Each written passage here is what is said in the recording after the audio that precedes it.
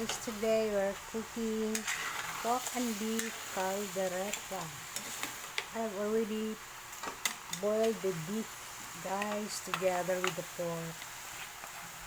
Now we're cooking for the mixture.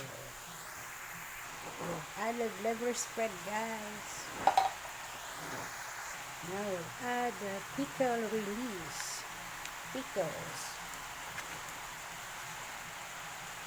Add tomato sauce.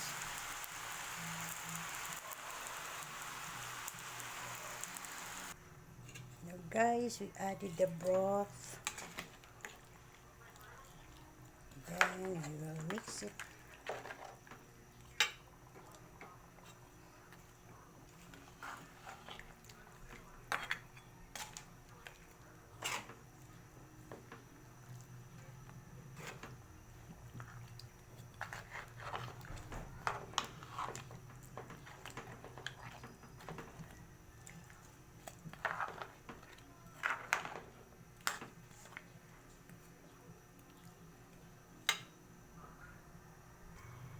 Now guys, we will add some tomato paste to make the sauce thicker.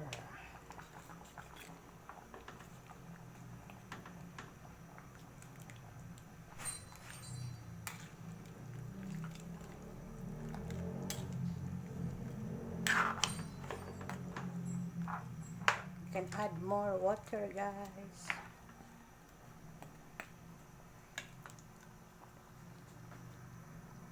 Now guys, we will add Caldereta mix. This brings the taste of Caldereta, guys.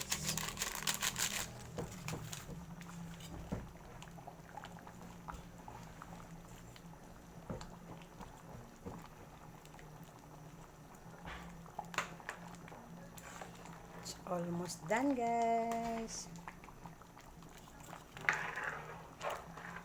We have pork and beef caldereta.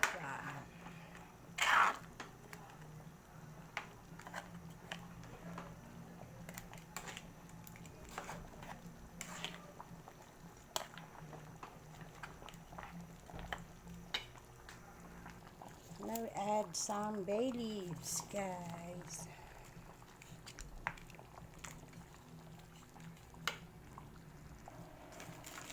Now we'll add black pepper, guys. You can add more. Here is our pork and beef caldereta. Let's have some, guys. You can add it to your party goodness. Party goodies, guys. Pork and beef caldereta. Let's have some, guys. Tan, tan, tan, tan, tan. Thank you for watching. We've added green peas, guys. Thank you for watching.